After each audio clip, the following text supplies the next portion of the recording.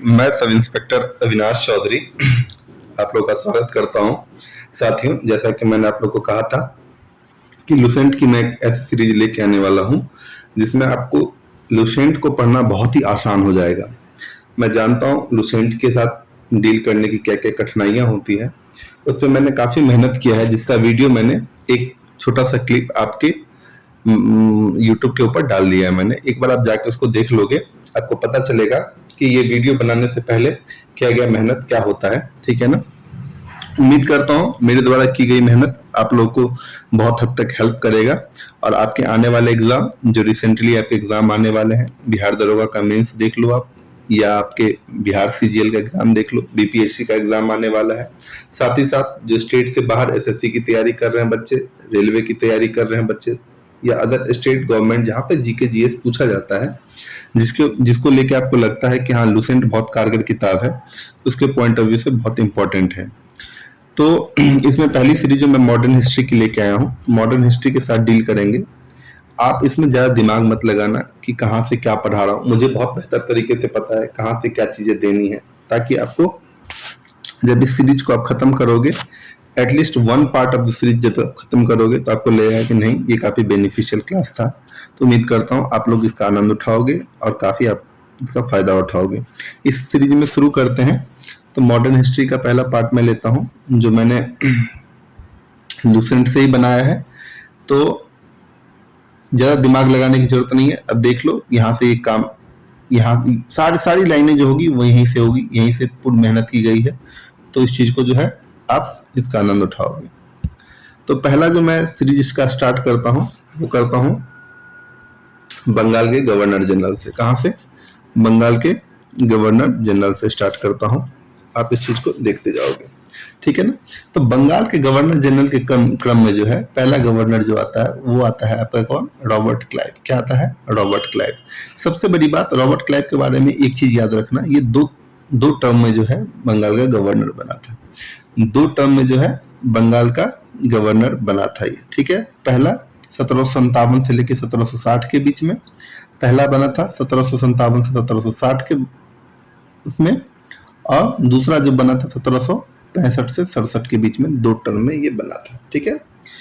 इसके द्वारा जो महत्वपूर्ण यहाँ पे जो इंपॉर्टेंट बातें हैं जो आपको याद रखनी चाहिए, वो पहली है कि इसने द्वैध शासन की स्थापना करी थी। इसने क्या किया था? द्वैध शासन की स्थापना की थी। द्वैध शासन के अंतर्गत इसने दो दीवान क्षेत्र में बांट दिया था संपूर्ण बंगाल के क्षेत्र को, और दो वहां के लिए अधिकारी नियुक्त किए थे, एक मोहम्मद रजा खां और राजा सिताब राय। तो राजा सिताब राय जो थे वो कहाँ के लिए थे? बिहार के लिए थे। कहाँ के लिए थे? बिहार के लिए थे। ठीक है। राजा सिताब राय बिहार के लिए थे। ठीक है। मोहम्मद रजा खां कहाँ के लिए थे? बंगाल के लिए थे। ये याद रखेंगे। दूसरा इंपॉर्टेंट काम जो इसका है, इसने इलाहाबाद की संधि करी थी। क्या करी थी?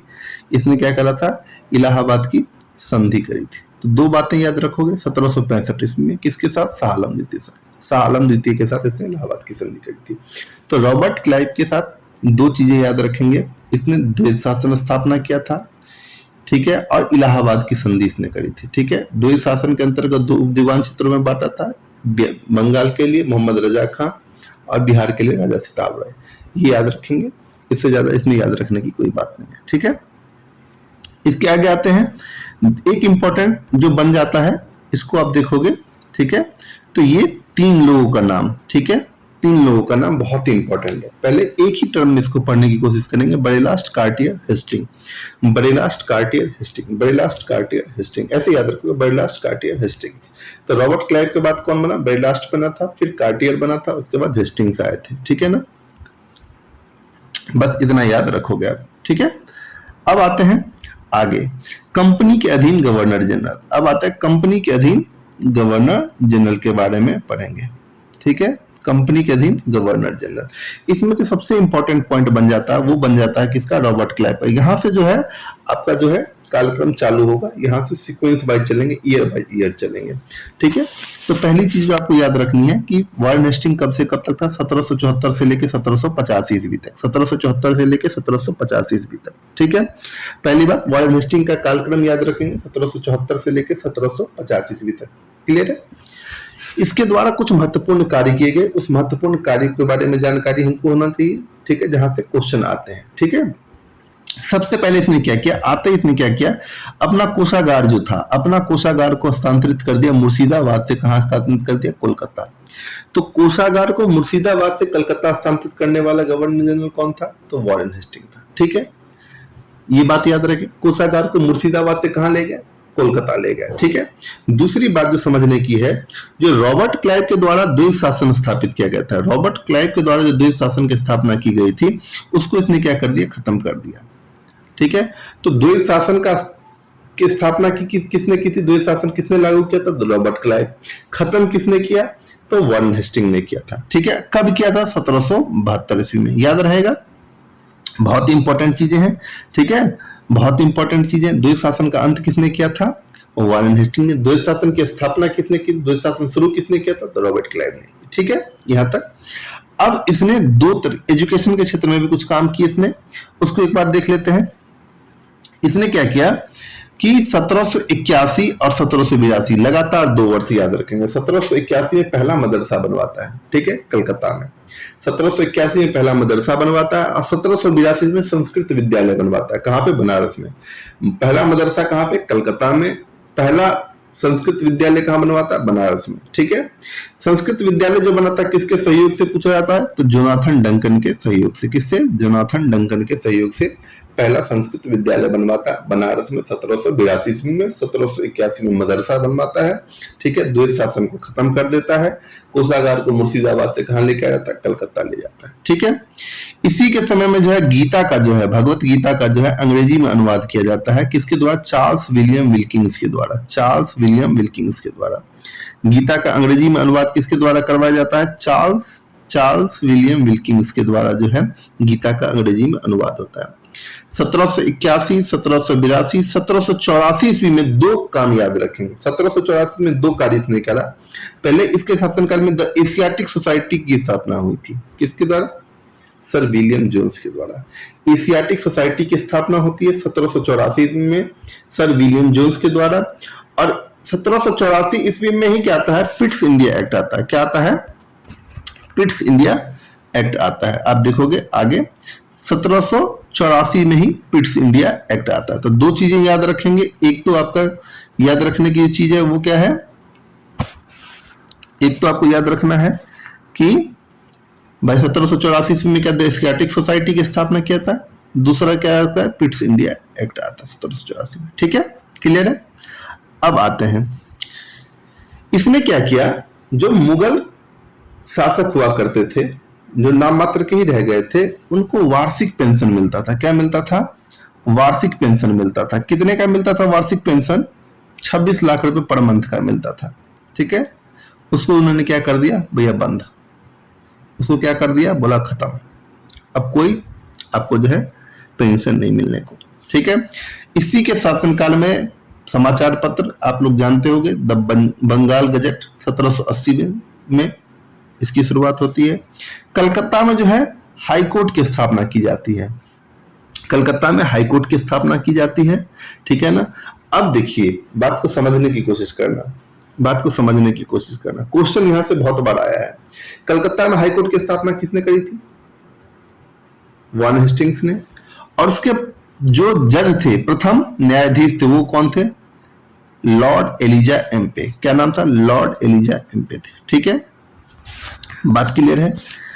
उसके बाद आते हैं, इसके शासनकाल में कुछ युद्ध हुआ। प्रथम आंग्ल मराठा युद्ध, यहां से बहुत, इसको बहुत इंपॉर्टेंट कर लेना। ठीक है ना, बहुत ज्यादा आप क्या कर लोगे, इसको इंपॉर्टेंट कर लोगे। ठीक है, पहला आंग्ल मराठा युद्ध इसी के शासनकाल में हुआ 1775 से 1782 ईस्वी में। तो पूछा जाएगा प्रथम आंग्ल मराठा युद्ध कब हुआ, 1775 से 82 ईस्वी में। कालक्रम अगर याद है आपको तो आप जान जाओगे किसके शासनकाल में हुआ था। ठीक है, और 1782 ईस्वी में क्या होते, सालबई की संधि के तहत इसको जो है खत्म किया जाता है। ठीक है, प्रथम आंग्ल मराठा युद्ध 1775 से 1782 के बीच में, सालबई की संधि के तहत जो है 1782 ईस्वी में इसका समापन होता है। द्वितीय आंग्ल मैसूर युद्ध, तो एक मराठा के साथ और दूसरा मैसूर के साथ इसने युद्ध लड़ा। द्वितीय आंग्ल मैसूर युद्ध 1780 से लेकर 1784 ईस्वी के बीच में हुआ। ठीक है, और मंगलोर की संधि 1784 ईस्वी में क्या हुआ, ये खत्म हुआ। तो अब जो समझने वाली बात है कि 1784 ईस्वी के 3 फैक्ट हैं आपके पास। पहला, द एशियाटिक सोसाइटी की स्थापना हुई सर विलियम जोन्स के द्वारा। पिट्स इंडिया एक्ट आया 1784 ईस्वी में, और 1784 ईस्वी मंगलोर की संधि होती है, जिसके तहत जो है द्वितीय आंग्ल मैसूर युद्ध जो 1780 से 1784 ईस्वी तक चला, उसका समापन होता है। ठीक है, बोर्ड ऑफ रेवेन्यू की स्थापना की जाती है इसके द्वारा। ठीक है, उसके बाद संपूर्ण लगान की देखभाल के लिए, अब देखो जो लगान वसूला जा रहा था उसकी देखभाल के लिए इसने बोला कि यार लगान आ तो रहा है, इसका मैनेजमेंट कैसे हो रहा है, ये समझ में कैसे आए, तो उसकी देखभाल के लिए इसने एक राय राजन की नियुक्ति करता है। अब वो राय राजन कौन था, राजा बल्लभ। ठीक है, इसके ऊपर वर्ग के द्वारा जो है महाभियोग लगाया था 1785 ईस्वी में। रिंग फेंस पॉलिसी इसका काफी इंपॉर्टेंट है, जहां से बार बार क्वेश्चन आया है तो भाई रिंग फेंस पॉलिसी किसके द्वारा लाया गया था, तो वो लाया गया था वारेन हेस्टिंग्स के द्वारा। ठीक है, तो वारेन हेस्टिंग्स के संबंध में एक बार मैं रिकॉल करवा देता हूं, उस चीज को आप समझ। तो एक बार जो है वारेन हेस्टिंग्स के बारे में देख लो, रिकॉल करवा देता हूं। तो वारेन हेस्टिंग्स जो रहा था 1774 से लेकर 1785 ईस्वी तक रहा था। सबसे पहले इसने क्या किया, कोषागार को मुर्शिदाबाद से कोलकाता स्थानांतरित कर दिया। इसने 1772 ईस्वी द्वैत शासन को खत्म कर दिया था। द्वैत शासन शुरू करने वाला रॉबर्ट क्लाइव था। इसने पहला मदरसा 1781 ईस्वी में कहां पे, कलकत्ता में बनवाया। 1782 ईस्वी में संस्कृत विद्यालय कहां बनवाया, बनारस में बनवाया। किसके सहयोग से बनवाया, तो वो थे जोनाथन डंकन के सहयोग से। गीता का अंग्रेजी में अनुवाद इसी के कार्यक्रम में होता है, वो करता है कौन, चार्ल्स विलियम विल्किंस। 1784 में 3 फैक्ट मैंने आपको बताया था। द एशियाटिक सोसाइटी की स्थापना होती है सर विलियम जोन्स के द्वारा। 1784 ईस्वी में ही पिट्स इंडिया एक्ट आता है।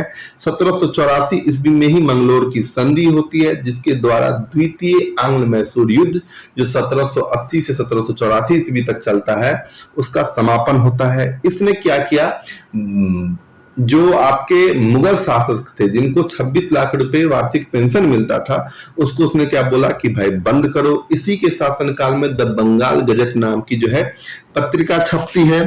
1774 ईस्वी में कलकत्ता में जो है हाई कोर्ट की स्थापना होती है। उसके प्रथम न्यायाधीश जो होते हैं लॉर्ड एलिजा एम्पे होते हैं। 2 युद्ध लड़ा, प्रथम आंग्ल मराठा युद्ध और दूसरा लड़ा द्वितीय आंग्ल मैसूर युद्ध। प्रथम आंग्ल मराठा युद्ध जो चला था 1775 से लेकर 1785 ईस्वी तक, जो सालवई की संधि 1775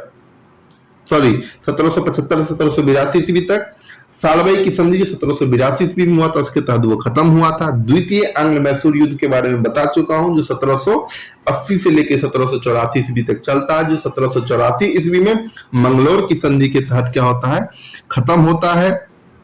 बोर्ड ऑफ रेवेन्यू की स्थापना करता है, लगान की देखभाल के लिए राय राजन की नियुक्ति करता है, वर्ग के द्वारा इस पे महाभियोग लगाया जाता है, रिंग फेंस पॉलिसी के नाम के लिए ये प्रसिद्ध है। इतनी बातें जो है आपका किससे रिलेटेड है, आपका है वारेन हेस्टिंग्स।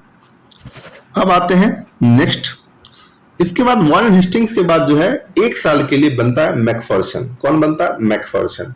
तो मैकफर्सन के बारे में कुछ विशेष चीजें तो नहीं है, लेकिन फिर भी आप याद रखोगे, बीच में एक आता है, कभी काल आ जाता है कि कालक्रम के अनुसार सजाने के लिए, तो आप ये याद रखोगे कि वारेन हेस्टिंग के बाद अस्थायी तौर पे जो है मैकफर्सन को 1785 से लेकर 1786 ईस्वी के बीच में जो है लॉर्ड मैकफर्सन जो होता है वो बनता है, क्या बनता है, गवर्नर बनता है। ठीक है, अब इससे इंपॉर्टेंट जो हो जाता है वो ये हो जाता है कॉर्नवालिस। कॉर्नवालिस बहुत ही इंपॉर्टेंट हो जाता है आपके एग्जाम के पॉइंट ऑफ व्यू से।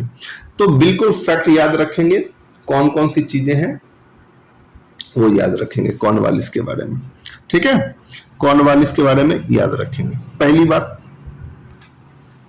ये कॉर्नवालिस कोड के लिए बहुत ही फेमस है। 1793 ईस्वी में कॉर्नवालिस कोड के लिए, तो 1700 आपसे पूछा जाएगा कॉर्नवालिस कोड कब लागू हुआ, तो 1793 ईस्वी में। ठीक है, दूसरी बात, इसने 4 भ्रमण करने वाली अदालतों की स्थापना करता है, मूवेबल अदालतें। ठीक है, याद रखोगे, यहाँ से ये बहुत इंपॉर्टेंट नहीं है, लेकिन कॉर्नवालिस कोड आपके लिए इंपॉर्टेंट हो जाता है। ठीक है, सेना में उसने वो कर दिया कि भाई यहाँ तक, इस पद तक आप जा सकते हैं, प्रशासनिक सेवा में किस पद तक आप जा सकते हैं बहुत इंपॉर्टेंट नहीं है, ठीक है। मैं बिल्कुल वो पॉइंट आपको करवा रहा हूँ लूसेंट से निकाले हुए, जहां से क्वेश्चन आते हैं वहीं से क्वेश्चन आएंगे, ठीक है। चलिए आगे देखते हैं। जो और इंपॉर्टेंट कॉर्नवालिस के बारे में हो जाता है वो हो जाता है आपका अस्थाई बंदोबस्त। क्या हो जाता है? अस्थाई बंदोबस्त। तो अस्थाई बंदोबस्त के बारे में जान लें। क्या था अस्थाई बंदोबस्त? 1793 ईस्वी में अस्थाई बंदोबस्त आता है। कॉर्नवालिस कोड भी 1700 आपके 93 में ही आता है, ठीक है। अस्थाई बंदोबस्त क्या था, इसको बेसिकली समझने की कोशिश करना। तो अस्थाई बंदोबस्त की योजना जो बनाई थी वो यहां से एक बार क्वेश्चन आया था। 1793 ईस्वी की जो अस्थाई बंदोबस्त बनाई गई थी उसका योजना तैयार किया था जॉन सोर ने, ठीक है। किसने किया था? जॉन सोर ने। मुझे याद है जब 2016 में सीपीयू का एग्जाम मैंने दिया था 2016-17 में, तो ये मेरे पेपर में आया था, ठीक है, कि अस्थाई बंदोबस्त की योजना किसने तैयार की थी? सर जॉन सोर के द्वारा था, ठीक है। पहली बात, ये योजना क्या थी उसको समझने की कोशिश करना।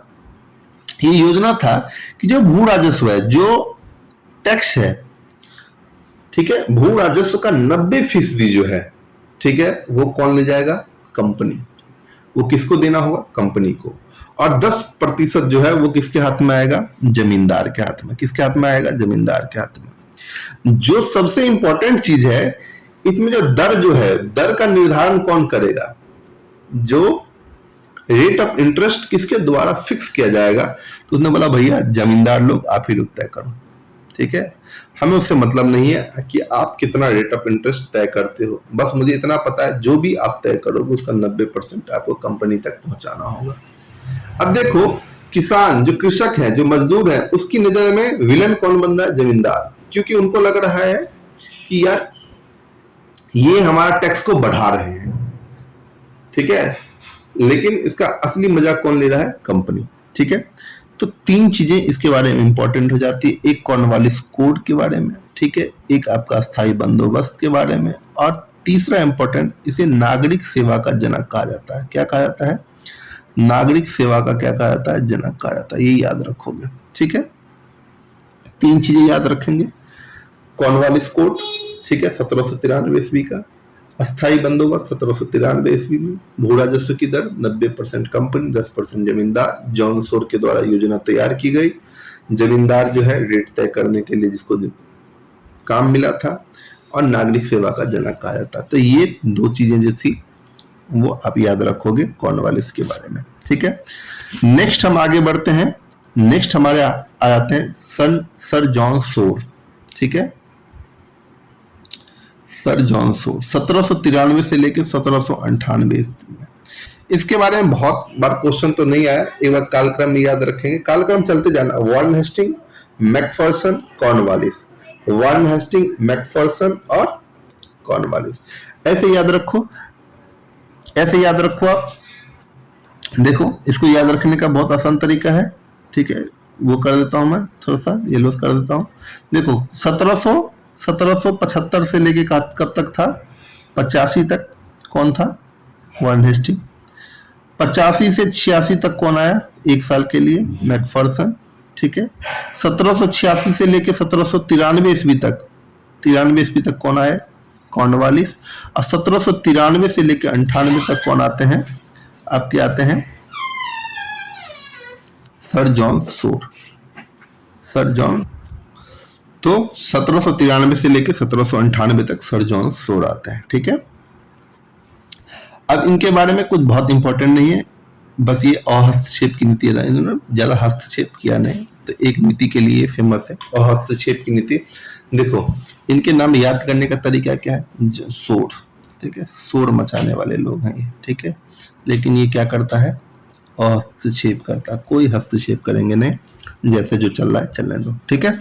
तीन चीजें याद रखोगे। वार्न हेस्टिंग हमने पढ़ लिया, मैकफर्सन हमने पढ़ा, लॉर्ड कॉर्नवालिस पढ़ा हमने, सर जॉन सोर पढ़ा हमने। अब सबसे इंपॉर्टेंट जो आपका हो जाता है नेक्स्ट, उसको समझेंगे, लॉर्ड वेलेजली। किसके बारे में पढ़ेंगे? लॉर्ड वेलेजली के बारे में, ठीक है।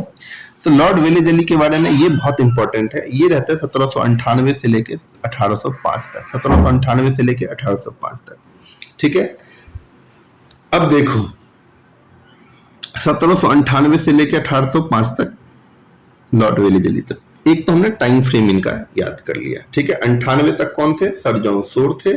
शोर मचाने के बाद वेले जली। देखो याद करवा दूंगा मैं, सब कुछ याद करवा दूंगा आपको, कालक्रम भी याद करवा दूंगा, बस आप पेशेंसली सुनते जाना। आप सुनते जाओगे आपके दिमाग में चीजें बैठती जाएगी, जब फैक्ट बैठ जाएगा तो दूसरी चीजों को बैठाना बहुत आसान होगा, ठीक है ना। 1798 से 1805 ईस्वी। अब इंपॉर्टेंट काम जो है इनके बारे में आप जान लो। पहली बात सबसे इंपॉर्टेंट जो आता है भैया, इनके द्वारा लाई जाती है सहायक संधि। आओ हमारे साथ मिलो, मिलना ही होगा। सहायक संधि लेके आते हैं, ठीक है। बोलते हैं कि भैया सहायक संधि नाम की चीज मैं लेके आओ, जिस जिस रजवाड़े को जुड़ना है जुड़ जाओ, ठीक है। सहायक संधि जो है, इससे पहले डुप्ले जो है पुर्तगाली जो थे उनके द्वारा भी लाया गया था, तो वहीं से इंस्पायर होके ये भी सहायक संधि लेके आते हैं, ठीक है। अब जो इंपॉर्टेंट फैक्ट हो जाता है उसको याद करने के लिए देखो, सबसे पहले चीजें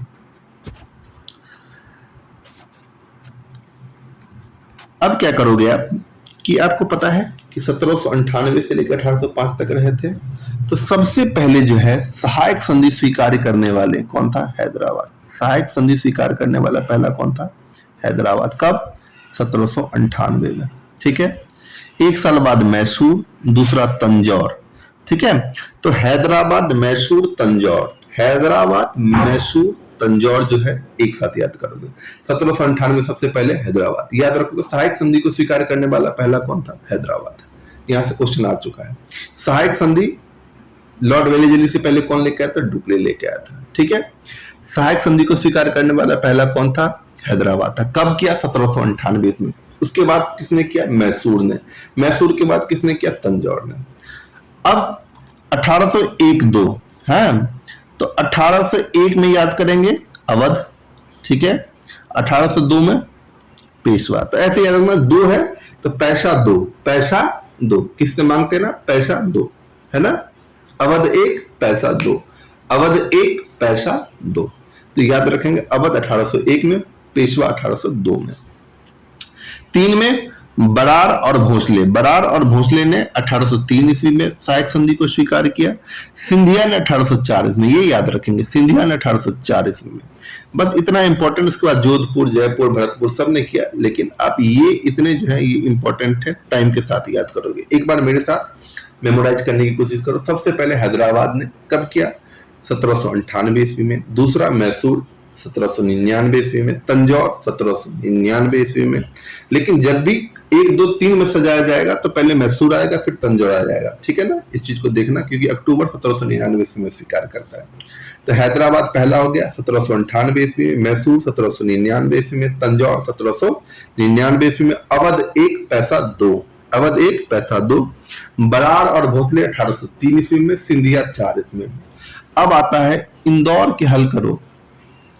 इंदौर के जो होलकर थे उन्होंने, भैया ये इंपॉर्टेंट है, इन्होंने सहायक संधि को स्वीकार नहीं किया। तो यहां से ये इंपॉर्टेंट क्वेश्चन बन जाता है कि सहायक संधि को स्वीकार ना करने वाला कौन था? तो इंदौर के होलकर थे, जिन्होंने सहायक संधि को स्वीकार नहीं किया। सहायक संधि को सबसे पहले स्वीकार किसने किया? तो हैदराबाद ने किया, ठीक है। अब आते हैं कि एक और important fact, fort William college की स्थापना किसने किया था? लॉर्ड वेले जली ने। फोर्ट विलियम कॉलेज की स्थापना लॉर्ड वेले जली ने। बंगाल का शेर अपने आप को समझता था, ये बंगाल का शेर के नाम से जाना जाता है किसको? लॉर्ड वेले जली को। और देखो द्वितीय आंग्ल मैसूर युद्ध आपको याद होगा। अब चौथा आंग्ल मैसूर युद्ध जो है, चौथा आंग्ल मैसूर युद्ध जो 1799 ईस्वी में टीपू सुल्तान के साथ था, तो ये लॉर्ड वेले जली के शासनकाल में होता है, चौथा आंग्ल मैसूर युद्ध, ठीक है। तो इसको एक बार याद करोगे। तो चौथे आंग्ल मैसूर युद्ध 1799 इसी टाइम में टीपू सुल्तान क्या होता है? मारा जाता है। तो एक चीज ये याद रखेंगे, ठीक है। ये फोर्ट विलियम कॉलेज जो 1800 ईस्वी में इसका स्थापना करवाया था, तो कलकत्ता में नागरिक सेवा में भर्ती किए गए युवकों के प्रशिक्षण के लिए जो है इसने क्या करवाता है? कलकत्ता में क्या था, नागरिक सेवा में जो भर्तियां होती है उसके प्रशिक्षण के लिए कॉलेज की स्थापना, फोर्ट विलियम कॉलेज की स्थापना करवाता है। तो इसके बारे में आप बहुत बेहतर तरीके से जानते हो, ठीक है। तो इनको बंगाल का क्या कहता था? शेर कहता था, ये आपको याद है, ठीक है। 1805 ईस्वी में क्या होता है, एक बार और ये और क्या बनता है, दूसरा कार्यकाल इसका शुरू होता है, परंतु शीघ्र इसकी क्या होती है, मृत्यु हो जाती है। तो ये बहुत इंपॉर्टेंट नहीं होता है। तो भैया लॉर्ड वेलेजी संबंध जो है आपको 3-4 चीजें याद रखनी है। पहला 1798 से 1805 ईस्वी तक ये रहता है, ठीक है। इसके द्वारा क्या लाया जाता है, सहायक संधि। इससे पहले डुप्ले द्वारा लाया जाता है, ठीक है। सबसे पहले सहायक संधि को स्वीकार कौन करता है, हैदराबाद करता है, ठीक है। कौन नहीं करता है, इंदौर के होलकर नहीं करते हैं। फोर्ट विलियम कॉलेज की स्थापना ये 1800 ईस्वी में करता है। बंगाल का शेर कहा जाता है। चतुर्थ आंग्ल मैसूर युद्ध के दौरान 1799 में इसी के कार्यक्रम में जो है टीपू सुल्तान की क्या हो जाती है, मृत्यु हो जाती है, ठीक है। तो इतनी सी बात आपको याद रहेगी। चलिए अब आगे बढ़ते हैं। नेक्स्ट आते हैं सर जॉन बार्लो। कौन आते हैं, सर जॉन बार्लो। नेक्स्ट कौन आते हैं, सर जॉन बार्लो। 1805 से लेकर 1807। तो कालक्रम को एक बार याद कर लो, फिर से रिपीट कर दिया देता हूं। सबसे ऊपर वारेन हेस्टिंग 1775 से लेके 85 तक, ये याद रखना, ठीक है। उसके बाद कौन आते हैं, मैकफर्सन आते हैं, 1 साल के 85 से 86। फिर लॉर्ड कॉर्नवालिस आते हैं। कौन आते हैं, लॉर्ड कॉर्नवालिस आते हैं 1786 से 1793। फिर जॉन सोर आते हैं 1793 से 98। फिर वेले जली आते हैं 98 से 1805। अब 1805 से लेके 1807 जो है वो इंपॉर्टेंट हो जाता है, सिर्फ एक फैक्ट के लिए इंपॉर्टेंट हो जाता है। ये बनते सर जॉन बार्लो। बार्लो से संबंधित अब कैसे याद करोगे, इसको याद करने का तरीका देखो। बार्लो बेल्लूर, एक साथ पढ़ लो, Barlow Vellore, Barlow Vellore, Barlow Vellore. तो बार्लो के संबंध में क्या होता है, बेल्लूर का सिपाही विद्रोह होता है। कब होता है, 1806 में। तो याद रख लेना 1806 में बेल्लूर का सिपाही विद्रोह कौन थे, बार्लो थे। बार्लो कब से कब तक रहे, 1805 से 1807। 1805 से लेकर 1807 तक कौन रहे, सर जॉन बार्लो। बार्लो के समय में 1806 में क्या हुआ, बेल्लूर का सिपाही विद्रोह हुआ। बस याद है ना। अब नेक्स्ट आते हैं लॉर्ड मिंटो। लॉर्ड मिंटो का देखो 7 तक कौन थे, बार्लो थे। अब आ जाएंगे मिंटो। अब इसको याद करवाने का टाइम वो देखो, तरीका देखो। मिंटो का कालक्रम 7 से लेके 13 तक, 7 से लेके 13 तक। अब देखो ये याद रहे ना रहे, ये चीज याद रहना जरूरी है। 1807 से लेकर 1813 ईस्वी तक कौन थे, लॉर्ड मिंटो थे। अब देखो क्या होता है इनके टाइम में। अमृतसर की संधि सबसे महत्वपूर्ण, अमृतसर की संधि, ठीक है। कब होता है, डेट याद रख लेना, 25 अप्रैल, ठीक है, 1809।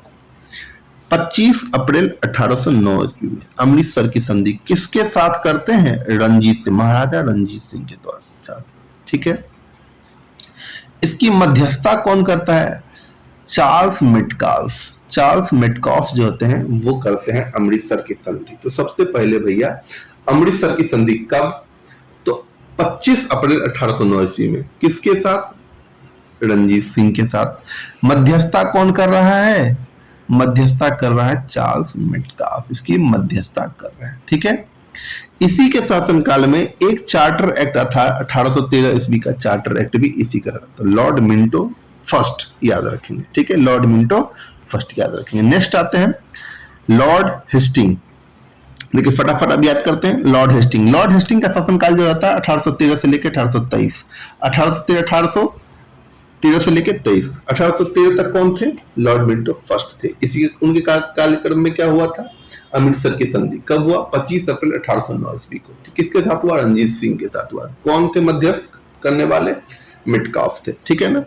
अब देखो इसके साथ जो याद रखने वाली, यहां से बहुत बार बिहार दरोगा में क्वेश्चन पूछा गया।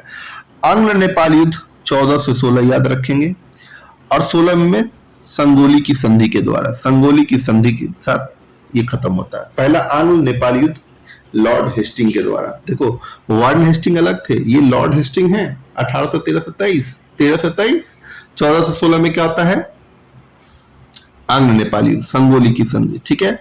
किसके साथ, अमर सिंह थापा, याद रखेगा, गोरखा के साथ इनका वो हुआ था, अमर सिंह थापा को, ठीक है। अब मराठा शक्ति को जो है, जो मराठा की जो शक्ति थी उसको अंतिम रूप से अंत कर लिया। अब यहाँ पे मराठा खत्म, मराठा की शक्ति को जो है अंतिम रूप से इसने क्या कर दिया, अंत कर दिया। प्रेस पर जो प्रतिबंध लगे थे उसको उसने क्या किया, समाप्त कर दिया।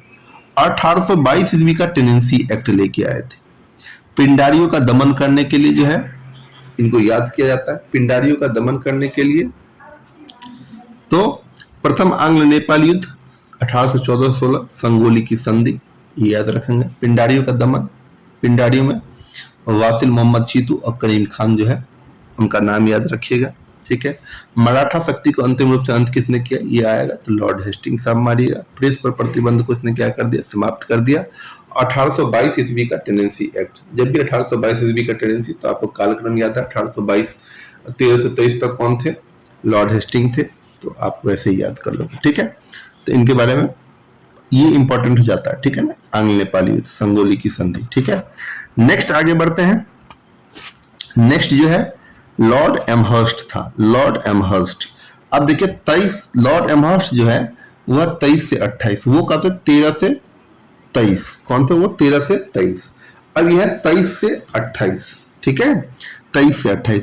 वहां पे हमने प्रथम आंग्ल नेपाल युद्ध याद किया था, अब यहाँ पे याद करेंगे प्रथम आंग्ल बर्मा युद्ध। प्रथम आंग्ल बर्मा युद्ध 1824 से 26, वो था क्या, 14 से 16, 10 साल जोड़ दीजिए, 24 से 26, ठीक है। और ये अंत होता है यांडबू की संधि के तहत। यांडबू की संधि 1826 ईस्वी में यांडबू की संधि के तहत प्रथम आंग्ल बर्मा युद्ध समाप्त होता है। अब एक महत्वपूर्ण जो है बैरकपुर का सैन्य विद्रोह, 1824 ईस्वी का बैरकपुर का सैन्य विद्रोह जो है वो याद रखेंगे। 1824 में बैरकपुर का सैन्य विद्रोह हुआ था, इन्हीं के कालक्रम में बैरकपुर का सैन्य विद्रोह 1824 ईस्वी में होता। प्रथम आंग्ल बर्मा युद्ध याद रखेंगे, यांडवू की संधि याद रखेंगे, बैरकपुर का सैन्य विद्रोह। तो तीन चीजें आपको याद रखनी है लॉर्ड एमहर्स्ट के बारे में। 23 से लेके 28 तक प्रथम आंग्ल बर्मा युद्ध कब से कब तक हुआ, 24 से 26, यानी 1824 से 26। 1826 में किस संधि के तहत ये समाप्त होता है, यांडबू की संधि के तहत समाप्त होता है। 1824 ईस्वी में बैरकपुर का सैन्य विद्रोह जो है आप याद रखोगे इनके टाइम फ्रेम में जो हुआ था, ठीक है। अब आते हैं Lord William Bentinck. Lord William Bentinck के बारे में पढ़ेंगे, ठीक है, एक बार देख लो इसको।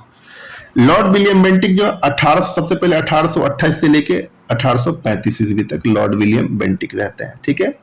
लॉर्ड विलियम बेंटिक 1828 से लेके 1835 ईस्वी तक, ठीक है। अब इंपॉर्टेंट चीजों को समझते जाना, ये बहुत ही इंपॉर्टेंट है। अब तक जो थे तो लॉर्ड विलियम बेंटिक के बारे में क्या याद रखना भाई, 1828 से लेकर 1835 ईस्वी तक लॉर्ड विलियम बेंटिक थे, ठीक है। अब इंपॉर्टेंट चीजें जानते जाओ। पहले सबसे इंपॉर्टेंट, बंगाल के गवर्नर जनरल को अब क्या कहने लगा, भारत का गवर्नर जनरल कहा जाने लगा। बंगाल के गवर्नर जनरल को क्या कहा जाने लगा, भारत का गवर्नर जनरल बना दिया। इस प्रकार पूछा जाए भारत का पहला गवर्नर जनरल, तो आप बोलोगे कौन, लॉर्ड विलियम बेंटिक, ठीक है। इससे पहले कौन चलते थे, बंगाल के गवर्नर जनरल, ठीक है। तो बंगाल के गवर्नर जनरल को क्या बोलेंगे, भारत के गवर्नर जनरल। तो आपसे पूछा जाएगा कि भारत का गवर्नर जनरल, पहला गवर्नर जनरल कौन था, तो लॉर्ड विलियम बेंटिक। ये 1833 ईस्वी के चार्टर के तहत किया गया, ठीक है। 1833 ईस्वी के चार्टर के तहत क्या किया गया, बंगाल के गवर्नर जनरल को भारत का गवर्नर जनरल कहते हैं। बहुत इंपॉर्टेंट चीज है, ठीक है। अब आ जाओ, अब देखो इंपॉर्टेंट फटाफट देखते जाओ। 1829, 1830, 1835, तीन चीजें याद रखो। 1829 में सती प्रथा का समाप्त किया, 1830 में ठगी प्रथा को समाप्त किया, 1835 में कलकत्ता मेडिकल कॉलेज की स्थापना करी, ठीक है। तीन चीजें। 1829 में सती प्रथा को खत्म कर दिया, किसकी सहायता से, राम मोहन राय, राजा राम मोहन राय की सहायता से, ठीक है। ठगी प्रथा कर्नल स्लीमैन की सहायता से, कर्नल स्लीमैन की सहायता से जो ठगी प्रथा को समाप्त किया। कलकत्ता मेडिकल कॉलेज 1835 में। अंग्रेजी को शिक्षा का माध्यम बना दिया, इसने क्या किया, अंग्रेजी को शिक्षा का माध्यम बना दिया। मैकाले के अनुशंसा के आधार पर इसने क्या किया, कानून का वर्गीकरण, जो कानून का वर्गीकरण मैकाले के अनुशंसा के आधार पर इसने किया था। तो बहुत इंपॉर्टेंट चीजें हैं लॉर्ड विलियम बेंटिक के बारे में, ठीक है। लॉर्ड विलियम बेंटिक के बारे में सबसे पहले 1833 के चार्टर एक्ट के तहत बंगाल के गवर्नर जनरल को क्या कहा जाने लगा, भारत के गवर्नर जनरल कहा जाने लगा। 1829 ईस्वी में इसने क्या किया था, सती प्रथा। सती प्रथा पहले क्या थी, जिसके पति मर जाते थे तो उनकी विधवाओं को भी जो है उनके साथ दाह संस्कार कर दिया था, उसका समाप्त कर दिया उन्होंने। ठीक है, राजा राम मोहन राय की सहायता से। ठगी प्रथा का समाप्त किया 1830 ईस्वी में कर्नल स्लीमैन की सहायता से। 1835 ईस्वी में कलकत्ता में मेडिकल कॉलेज की स्थापना करते हैं। अंग्रेजी को शिक्षा का माध्यम बना देते हैं। ठीक है, तो ये चीजें आप याद रखोगे। ठीक है, अब आ जाओ आगे लॉर्ड विलियम बेंटिक के बारे में। तो लॉर्ड विलियम बेंटिक के बारे में और जो इंपॉर्टेंट चीजें हैं वो है कि बेंटिक ने 1831 ईस्वी में मैसूर, 1834 में कुर्ग और मध्य खचेर को हड़प लिया। ठीक है, दो जगह को उसने हड़प लिया और अपने मिला लिया। वो था 1831 ईस्वी में क्या किया, मैसूर को हड़पा इसने, मैसूर को हड़प लिया। ठीक है, 1834 ईस्वी में किसको हड़प लिया, कुर्ग और मध्य खचेर को हड़प लिया। ठीक है, कुर्ग और मध्य खचेर को इसने क्या कर लिया, हड़प लिया। ठीक है, दो चीजें याद रखेंगे।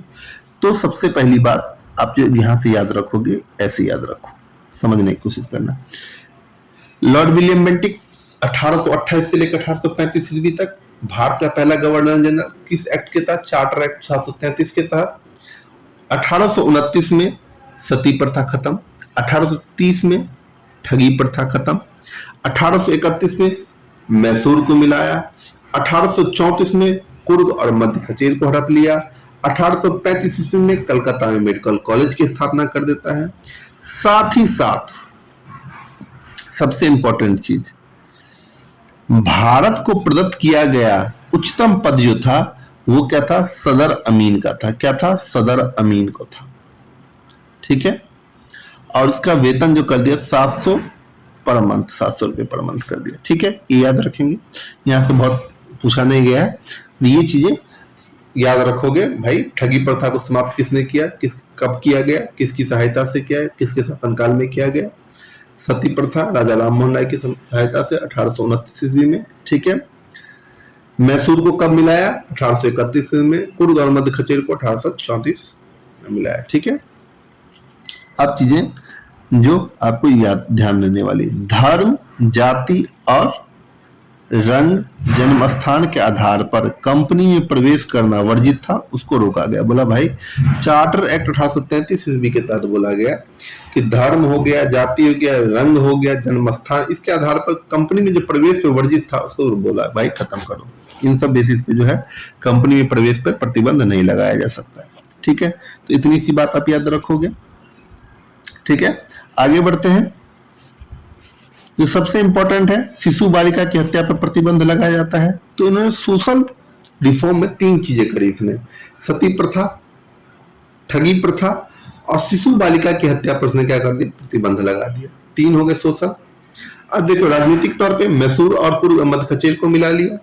ठीक है, 1833 का चार्टर एक्ट आता है, उसके तहत दो चीजें याद रखेंगे, बंगाल के गवर्नर जनरल को भारत के गवर्नर जनरल कहा जाने लगा।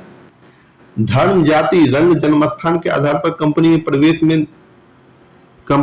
से अब नहीं रोका जाएगा। तो ये चीजें आप याद करोगे। ठीक है, अब आते हैं आगे बढ़ने से पहले एक बार जो है इसका रिवीजन कर लेते हैं। ठीक है, अब रिवीजन का सीक्वेंस आप देख लो। ठीक है भैया, रिवीजन देख लो। बंगाल के गवर्नर को देख लो, 1857 से 60, रॉबर्ट क्लाइव याद है, द्वैत शासन याद होगा। ठीक है ना, उसके बाद कौन कौन आता है, बड़े लास्ट आते हैं, कार्टियर आते हैं, फिर हेस्टिंग्स आता है। अब आता है कंपनी के गवर्नर जनरल में। देखो तीन चीजों को एक साथ पढ़ो, पहले बंगाल के गवर्नर जनरल, अब कंपनी के गवर्नर जनरल, अब उसके बाद आएंगे भारतीय गवर्नर जनरल। ठीक है, कंपनी के गवर्नर जनरल सबसे पहले वार्डन हेस्टिंग 74 से 85, मैकफर्सन 85 से 86, कॉर्नवालिस 86 से 93, जॉनसोर 93 से 98, विलेजल 98 से 1805, बार्लो 1805 से 1807। उसके बाद आपके कौन आ जाते हैं, मिंटो फर्स्ट 1807 से 1813, लॉर्ड हेस्टिंग 1823 से, एमहर्स्ट 23 से 28, बेंटिक 2835। 1 2 3 4 5 6 7 8 9 10 ऐसे हुए जो कंपनी के गवर्नर जनरल हुए। लॉर्ड विलियम बेंटिक से क्या आ जाएगा, भारत के गवर्नर जनरल कहे जाने लगेंगे। ठीक है, इसके बाद के क्या कहे जाने लगेंगे? भारत के गवर्नर जनरल। ठीक है, अब इसके आगे जो है हम लोग देखेंगे चार्ल्स मेटकाल्स। ठीक है,